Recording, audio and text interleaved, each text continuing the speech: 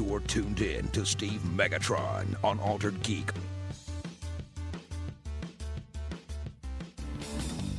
Do you start your day deciding which video game you're gonna play? You fight with your family over which is better, Marvel or DC. The geek of all your friends, cause you know what Batman beats Superman. This is the right place to be, so turn up the volume cause you're an altered geek. Altered geek. Get altered. Geek. Altered geek. From Star Wars to Star Trek, comics to tech. Altered geek. Get altered. Geek. Altered geek. Pull up a chair cause you're an altered geek. Hello and welcome to Altered Geek. I'm your host, Steve Megatron Phillips, and in this episode I'm flying solo because I have a majority of topics I'd like to cover, and I'm not sure if I'm going to feel like recording next week. This is on the heels of episode 178 being recorded, and I found quite a few things that I want to talk about and just kind of mention. Some of it in the tech realm, some of it in the various other realms anyways. So I'm going to jump into it. I'm sure there's going to be backlash for last episode for the religion and space talk. I'm just going to leave that alone. And the thing is I debated whether, like, all the way up, because I recorded the episode on, like, Tuesday, Wednesday, something like that. But I debated all the way up until release whether I was going to cut that whole section out of the podcast. And because I know that it's going to blow up in my face to some extent. But again, I got to talk about what I want and what I feel like, and kind of defend myself a little, even if I'm not as 100% knowledgeable. And I don't pretend to be. So, yeah, I hope that it was a little enlightening. I know that, again, didn't answer all the questions from the comments, but it was still an interesting topic. So moving on to more fun stuff. This past week, I ordered several things online. Got them in the mail yesterday, which was awesome. I got a 45-degree angle adapter for my HDMI. And the adapter, what it allowed it to do is, because what had happened is I've had HDMI cords where they're just poking out of the back of the, like, my computer monitor or my television, and if I so much as budge either one, it will pop out. So I bought these adapters so that it could point downward so I could plug directly into it, and it actually seats better into my monitor and into my television now. So it's not wearing out the HDMI port like it once was. So what I did is I did that, and now I can actually turn my monitor a little bit if I need to, or move it, or slide it over, and it doesn't unplug or mess everything up. Another thing I bought was, and I'm trying to think of the name of it, because I just got it the other day on Amazon. It's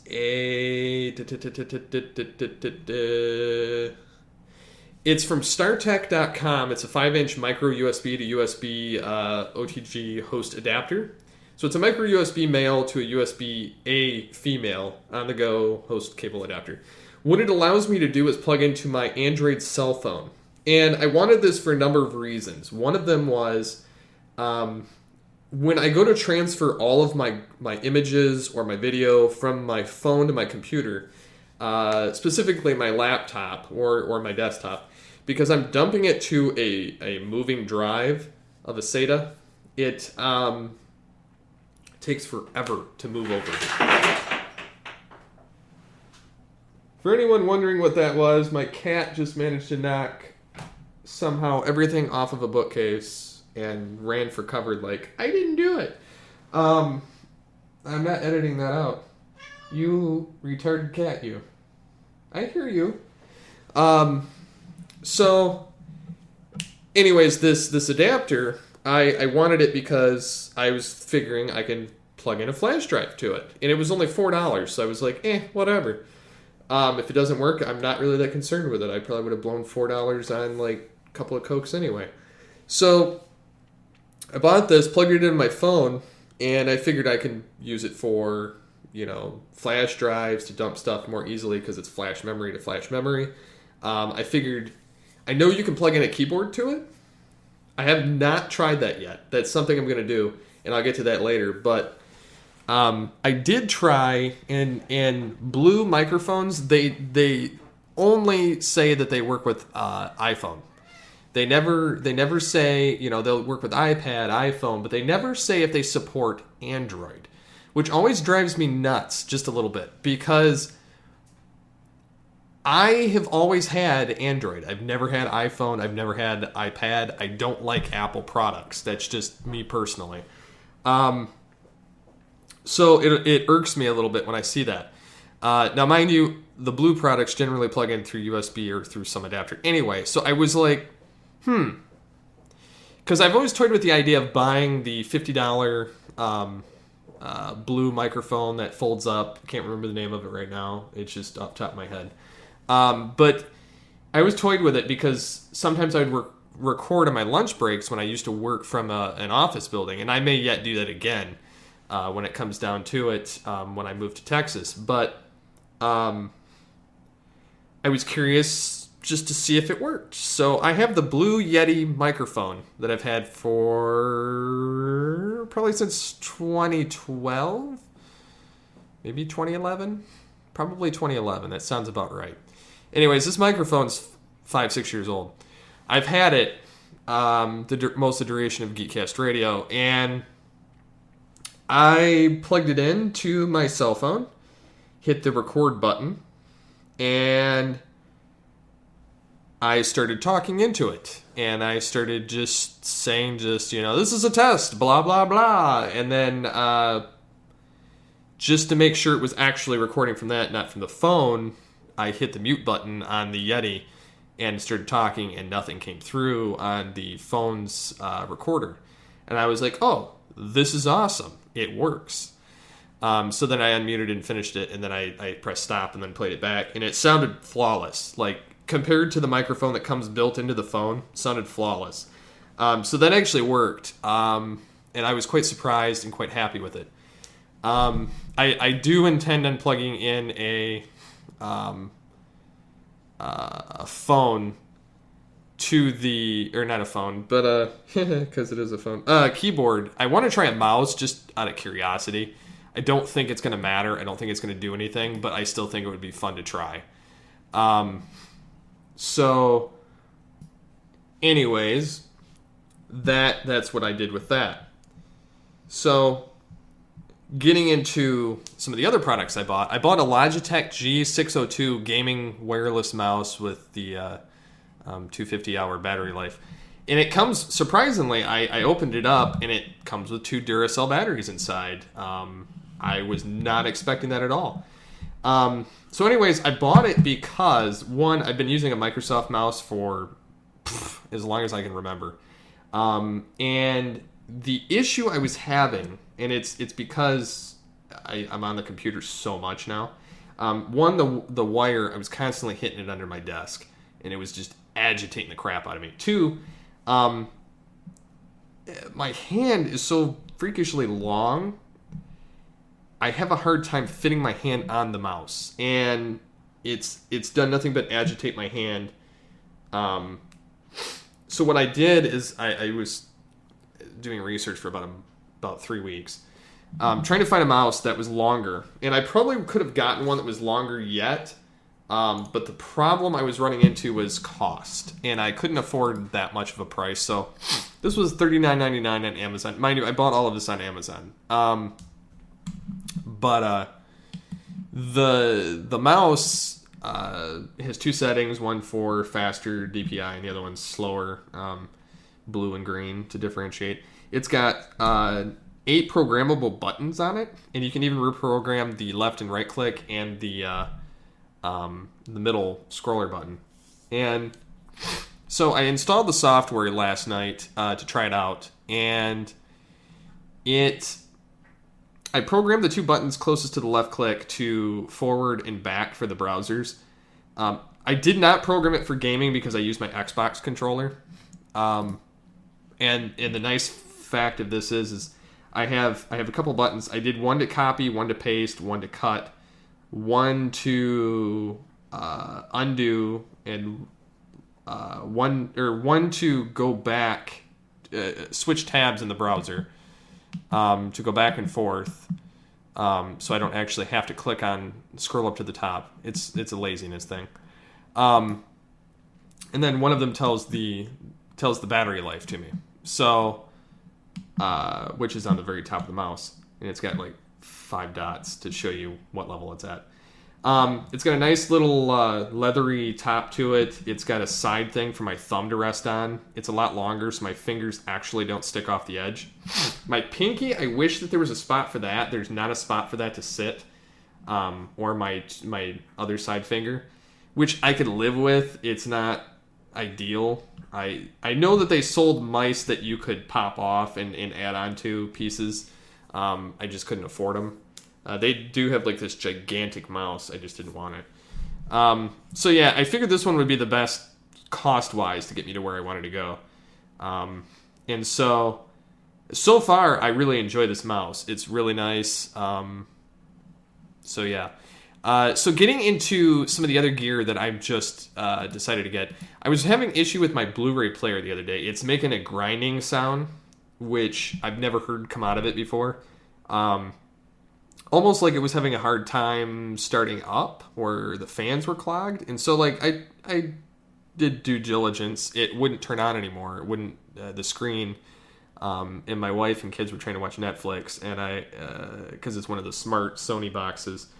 So I went and did that, and it wouldn't turn on. So later that night, I think it was Thursday night, or Wednesday night, something. Anyways, I went down there and I tore it apart, looked at it, it's clean. I was like, okay, this thing should be working. So I went and I switched the HDMI cords, and lo and behold, one of my oldest HDMI cords is completely shot.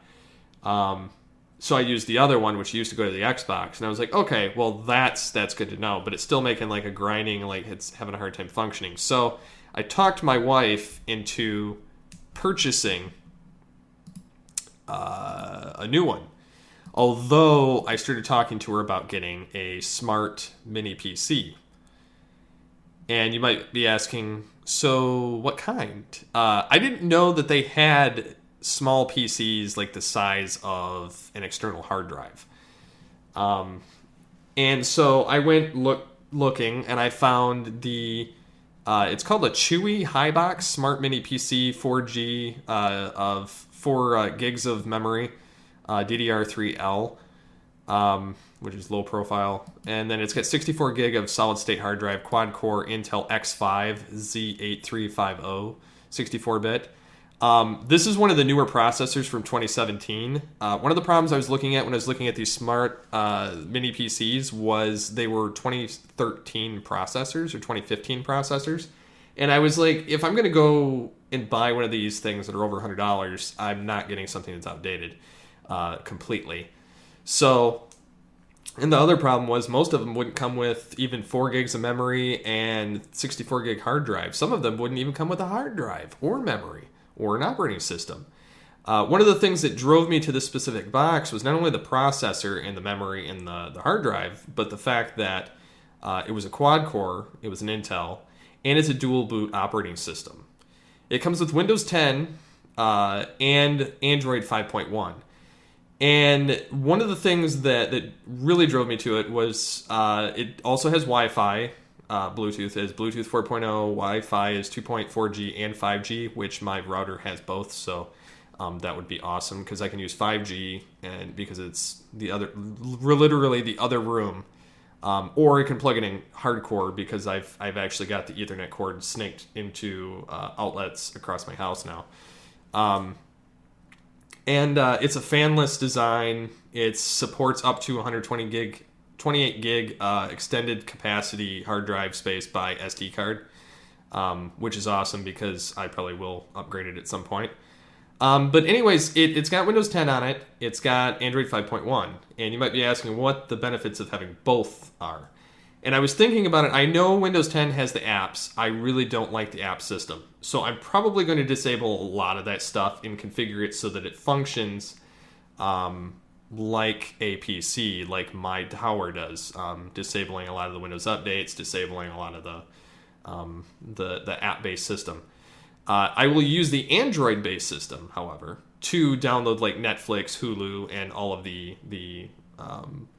media services, because one, they'll operate on less power than the Windows 10 would, in my belief anyway. I figure if it works on Android, it's got to work better on that than on Windows 10.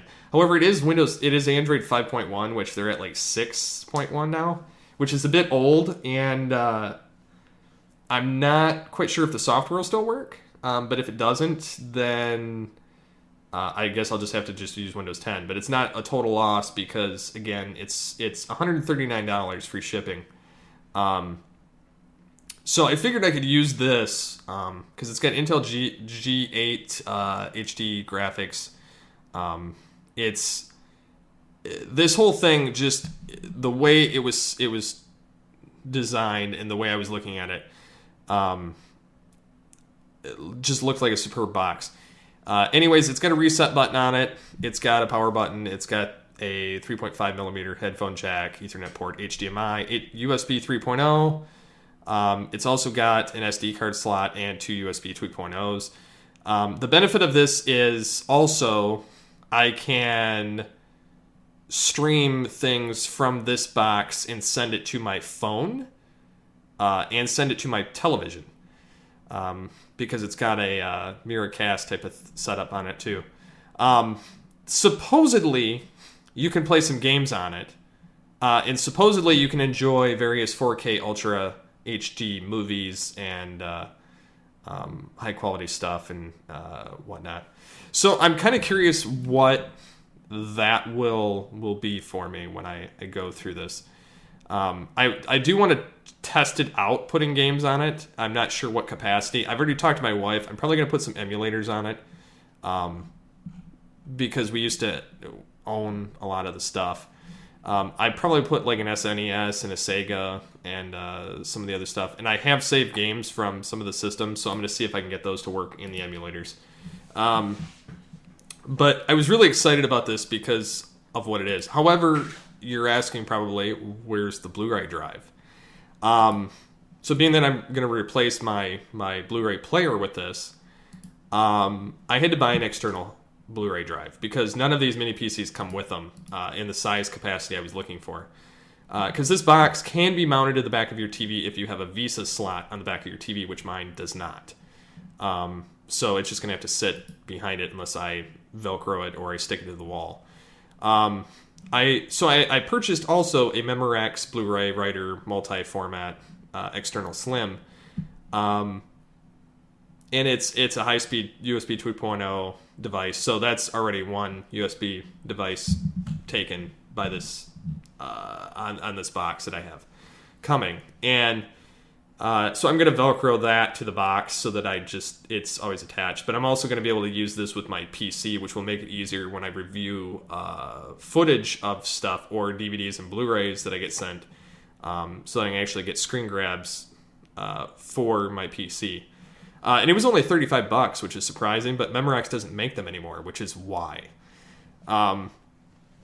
So it's capable of burning and reading Blu-ray, DVD, and CDs, which awesome, everything I could use. It was the cheapest one I could get. There are other ones, like I just found one a few minutes ago that you can get like Pioneer for $90. You can get this is just a generic one. It's for $59. It's well, I guess it's a Panasonic. If I had known that, I probably would have got that instead, but it doesn't matter. If mine breaks, I'll do that. However, it's going to be nice because I'll be able to do that on the same device. I do want to see if I can set up.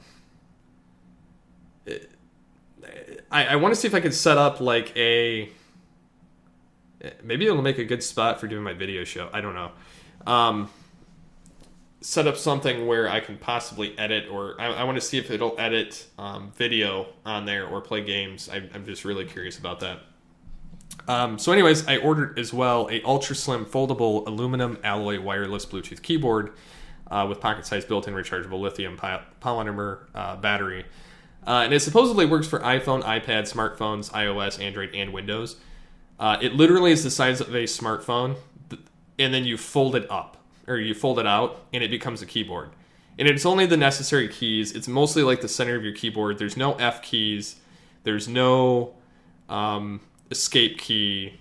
There's no none of the numpad, none of the insert, none of the home, none of the end, none of the scroll lock, print screen. The arrows are there. But it's mostly the metal of the keyboard, and it's gotten rid of a lot of the redundancy keys as well. So I'm curious to try that out because I was trying to find something my wife would want to use. And it can also be used with smartphones, so that's the other key feature. So when she's looking something up on her phone, and like whether it's a recipe or something, she can type it a lot easier or something. And that was only about $19, so I wanted to try that out. And the other thing I was thinking is because we sometimes go on vacation, and for instance, when we go to Texas to look for apartments sometime in May, we are not, because airlines now charge for carry-ons, which I find to be a bit ridiculous and annoying. We won't be able to take our laptop. And I was trying to think of a way, because you can carry something the size of a purse or something on. And I was trying to tell my wife, I'm like, well, I could carry a bag, and then I could have this portable computer in it with an HDMI cord, with this portable keyboard, and I have a spare mouse that's like small, compact. And I was like, and we could have our full like setup and watch stuff through the room's Wi-Fi, like watch our Netflix, or we could watch just something in general in the room when we get back. Whether it's like TV shows we watch or whatever that's on my computer. So I figured that this would be a good way to do this. And easily, the keyboard would take up one USB. I could have a flash drive plugged into another, and then I could have a mouse plugged into the other, and that would pretty much be all the USB ports taken. So I figured it'd be an awesome upgrade for my television, making it a smart TV without having to spend, $500 to $1,000 to $1,500 for my 50-inch plasma that I have in my living room. So I figured this was just a good way to go. So I'm super excited to get this stuff. I probably won't have it until the week of March, 13th. But I will definitely update when I get that stuff done. So moving on, there is, from the creator of the Spock documentary, director Adam Nimoy, is doing a DS9 documentary. It's called What We Left Behind, looking back at Star Trek Deep Space Nine. It's going to be helmed by showrunner Ira Steven Behr and director Adam Nimoy. And I just found out about this yesterday. Somebody retweeted it. And I'm really interested to see this because I did watch the Spock documentary. So looking at the Indiegogo for this, it's already gotten $448,354 as of this point, raised by 6,600 backers. 301% of the $148,978 goal, with 8 days left. By the time you listen to this, it'll probably be like 1 day left, and it'll probably be like close to 1 million. But it's still spectacular that that this is being constructed. So they've got various things you can sign up for of multiplying degrees. I'm quite excited to see this, actually. So, and they've got the people that are involved in the project is Ira Steven Behr, Kira, Dax, Odo, Quark, Dr. Bashir, who, funny enough, was recently cast as Ra's al Ghul on Gotham. Miles O'Brien, Jake, Worf, Rom, Demare, Brunt, I don't have no idea who they are. Molly O'Brien, Garrick, Lita, Goldacott, Nog, Vic Fontaine, Gowron, Martok, and Ezri Dax.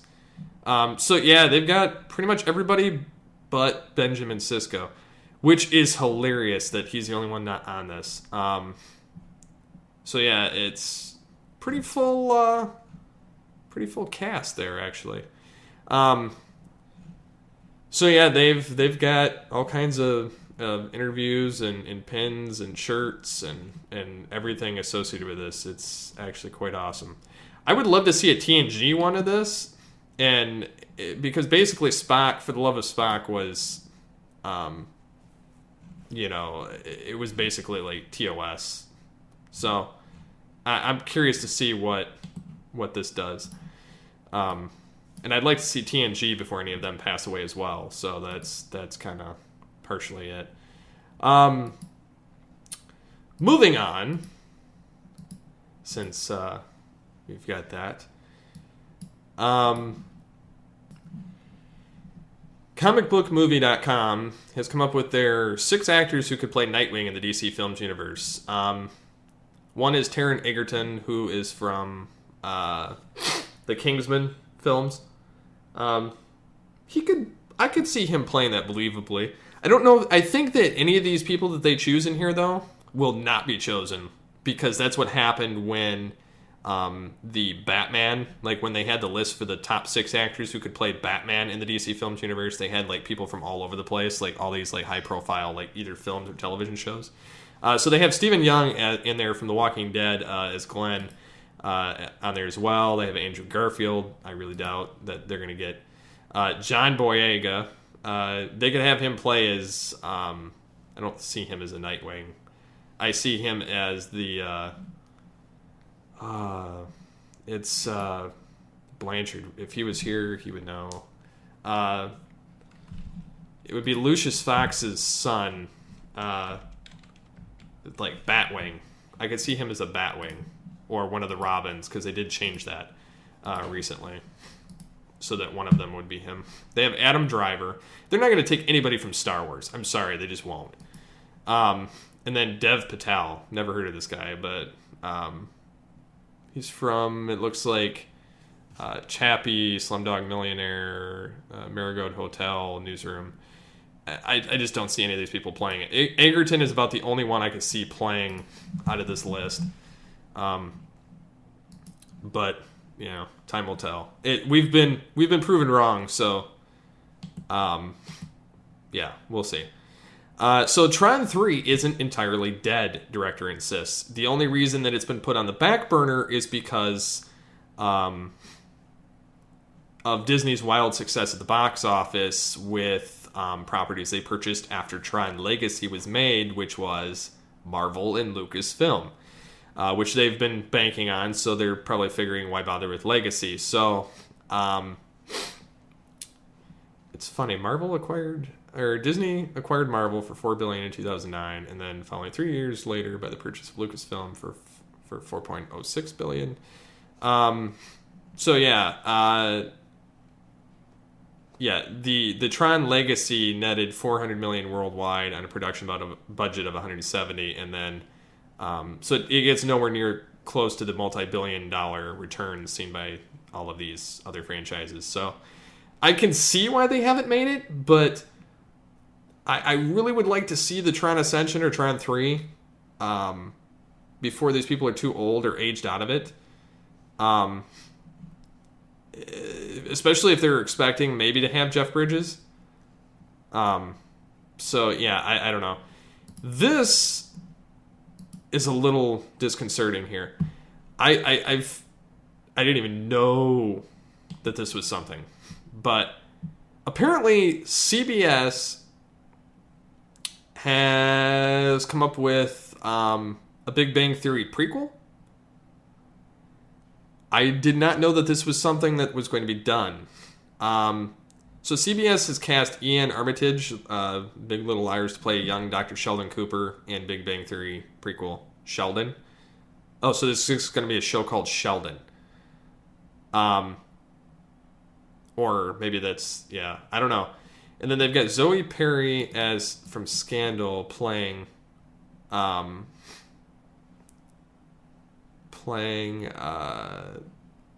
Sheldon's mother, Mary Cooper. And it says the project currently doesn't have a pilot order, but casting is underway. So what they're doing is trying to set this up so that when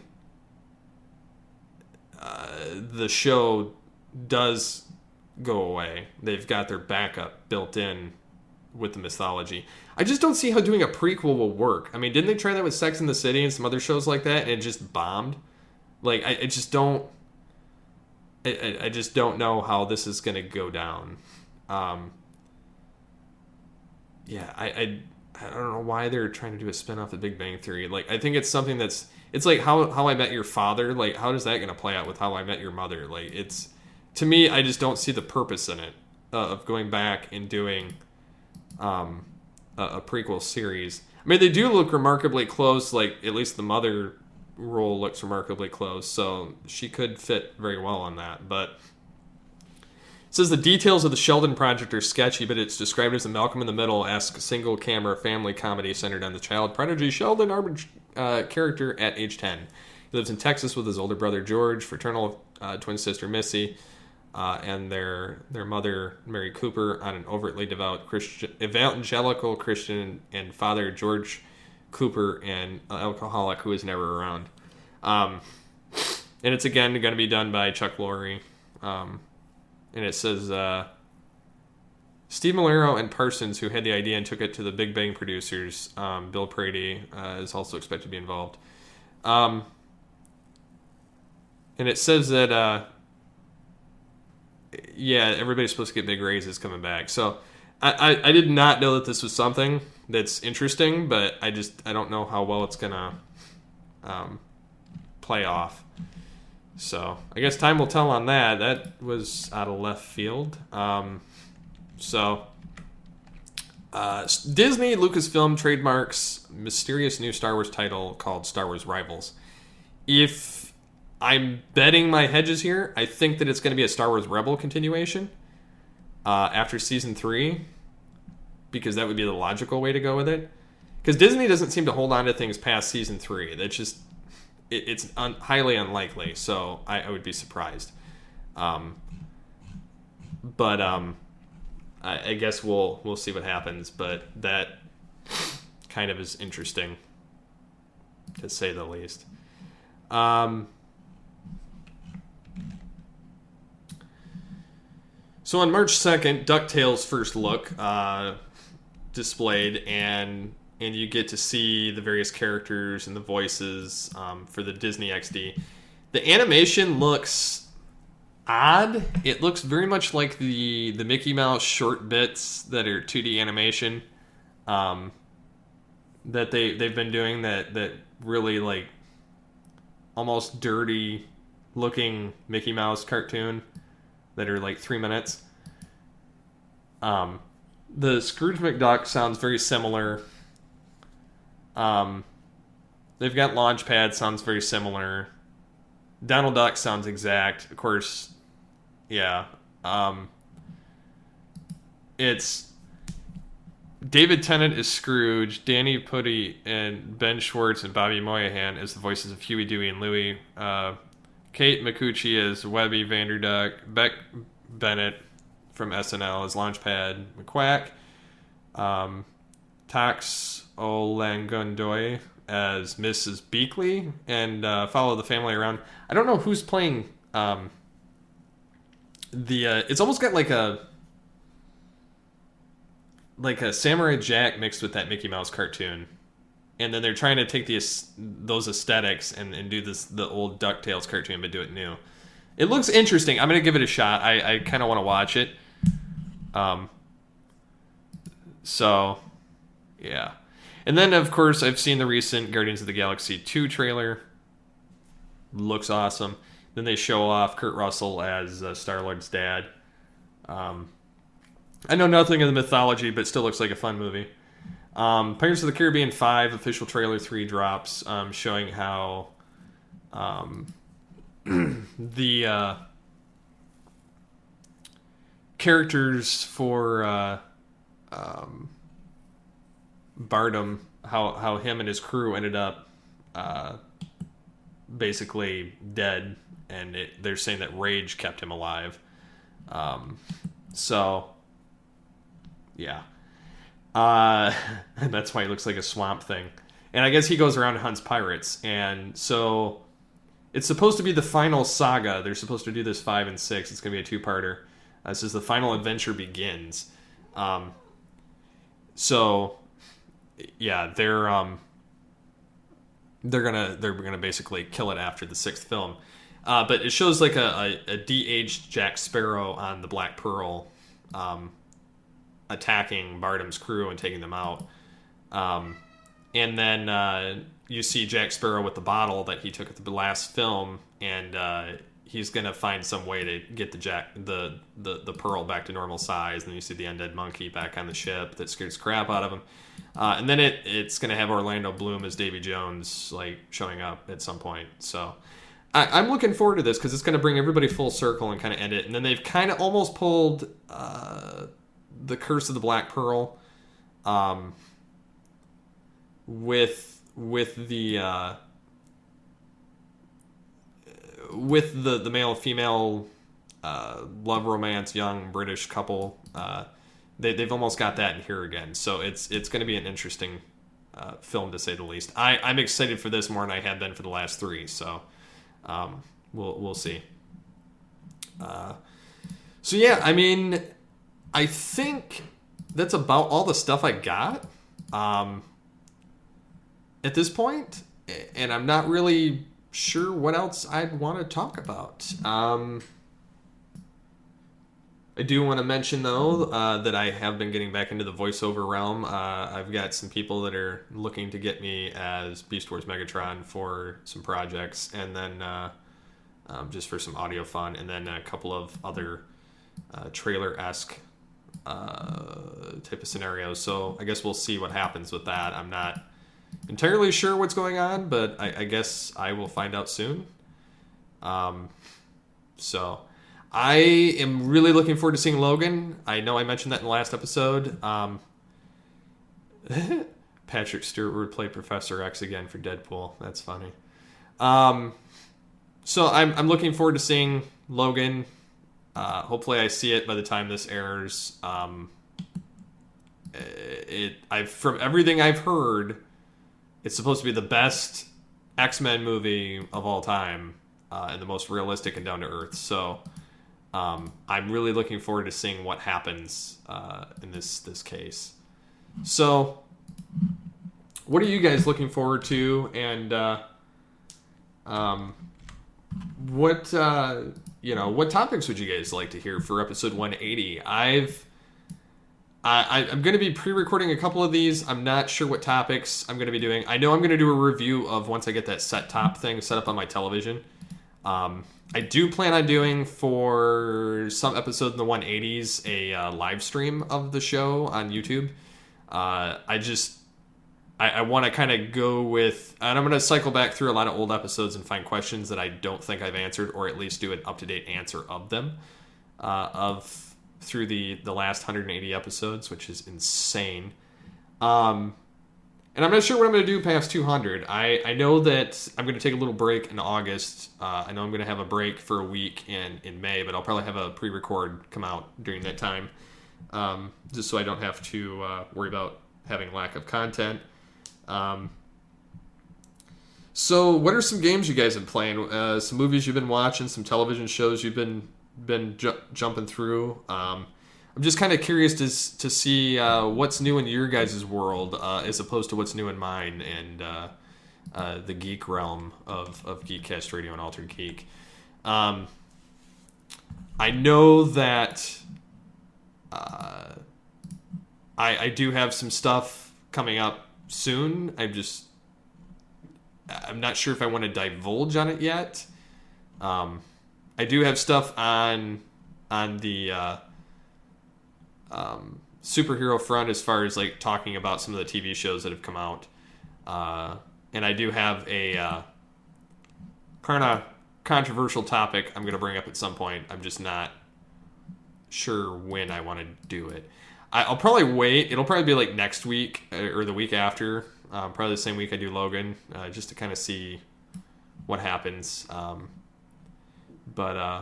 Yeah, I hope you guys have a great weekend. I hope you guys enjoyed the show and enjoyed last week's show, despite everything, and as well as this show. And then, of course, if anything new comes out, just stick it here. And I still have not watched Dragon Ball Super yet. I'm planning on doing that as well. I know Star Wars Rebels has been awesome. And I'm waiting for Transformers Robots in Disguise to come back, which is saddening that it's not. Because I'm looking forward to Season 3 more than I was Season 2.5 and 2. So, but take it easy, guys, and see you next time on Altered Geeks. So get altered, get geeky with the Altered Geeks.